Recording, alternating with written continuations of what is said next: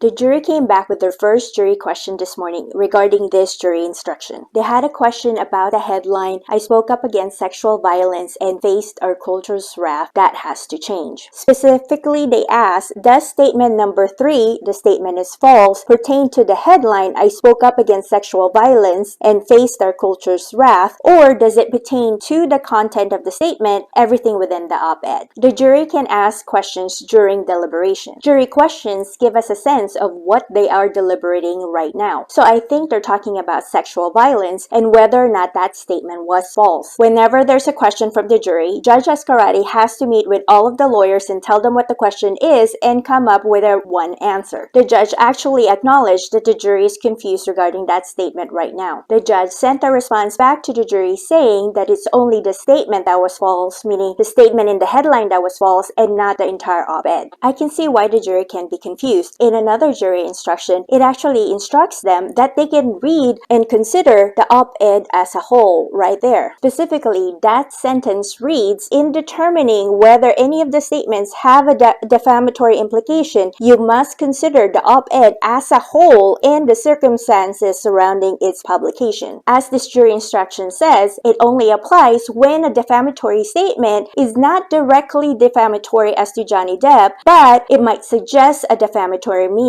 in an indirect way. I wonder too if the jury got confused with this finding instruction because of what Mr. Rottenborn said during his closing argument. The only reference to sexual assault in the article, you can read the op-ed, is sexual assault that she said she had experienced by the time she was of college age for Mr. Depp. So there is a reference to sexual violence in that article, but it's not by Mr. Depp. When I heard that during his closing arguments, I actually perked up because I thought that could be confusing for the jury. Interesting enough, that became a jury question today. If the sexual violence statement was not about Johnny Depp, I doubt that it would have been a headline of her op-ed. Also, if the sexual violence statement was not about Johnny Depp, then why did they present evidence and testimony relating to the sexual violence that Johnny Depp allegedly committed against Amber Heard? I think this jury question is favorable for Johnny Depp because between the two statements, sexual violence and domestic abuse, there is stronger evidence that sexual violence statement was defamatory and false. Follow me for more!